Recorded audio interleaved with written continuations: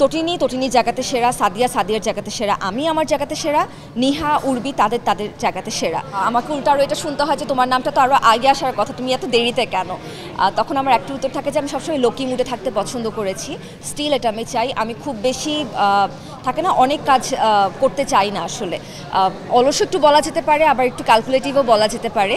সেই জায়গা থেকে আমি সবসময় শুরু থেকেই চেয়েছি যে আমি একটু কম কাজ করতে চাই, কিন্তু ভালো কাজ, ভালো গল্পের সাথে থাকতে চাই।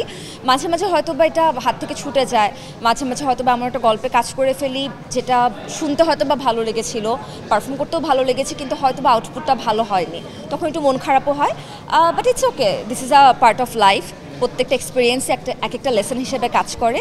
এভাবেই কাজ করে করে নিজেকে গ্রুম করে যাওয়ার চেষ্টা করছি।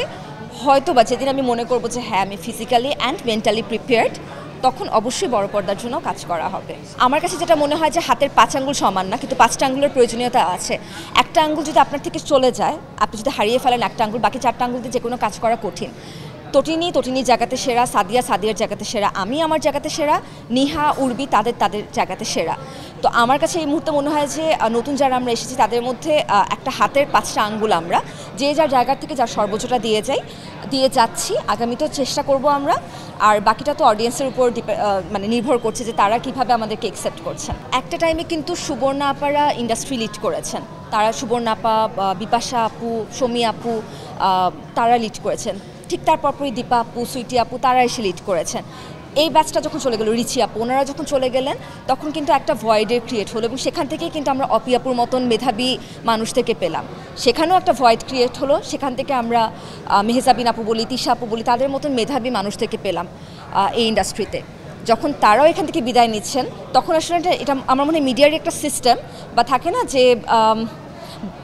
বাস্তুচক্রের মতো এটা চলতে থাকে আর কি। একটা বাস্তুচক্র শব্দটা সম্ভবত ঠিক হবে না, ইটস আ সাইকেল যেটা আসলে চলতে থাকে। কখনো এখানে একটা ভয়েড ক্রিয়েট হলে প্রকৃতি সেখানে কোনো একজনকে রেখে দেয় যাতে করে সেই ভয়েডটা ফিল আপ হয়। তো এখন মেহজাবিন আপু, তিশা আপুর পর অনেক একটা লম্বা গ্যাপ যাচ্ছিল, সেখানে প্রকৃতি আমাদের 5 জনকে এনে দিয়েছেন। এখন আমরা চেষ্টা করছি নিজেদেরকে এখানে অ্যাডজাস্ট করে নেওয়ার। সো আমরা এখনও বিগিনিং পর্যায়ে আছি। দর্শক বা যারা আমাদের কাজ দেখেন তাদের থেকে এটাই আমাদের একটা চাওয়া যে তারা যাতে আমাদের ভুল ত্রুটিগুলো ক্ষমার দৃষ্টিতে দেখেন, বা তারা যেভাবে আমাদেরকে দেখতে চান সেটা যেন শেয়ার করেন। আর একটা জিনিস অবশ্যই অনুরোধ করবো যে পার্সোনাল এবং প্রফেশনাল লাইফ যাতে কেউ মিক্স না করেন। আমি আমার পার্সোনাল লাইফে খুব খারাপ একজন মানুষও হতে পারি, কিন্তু আমার প্রফেশনাল লাইফে আমি খুবই ভালো একজন পার্সন। সো আমার কাজ দিয়ে যাতে আমাকে জাজ করা হয়, ব্যক্তি আমি কেমন সেটা দিয়ে যাতে জাজ না করা হয়।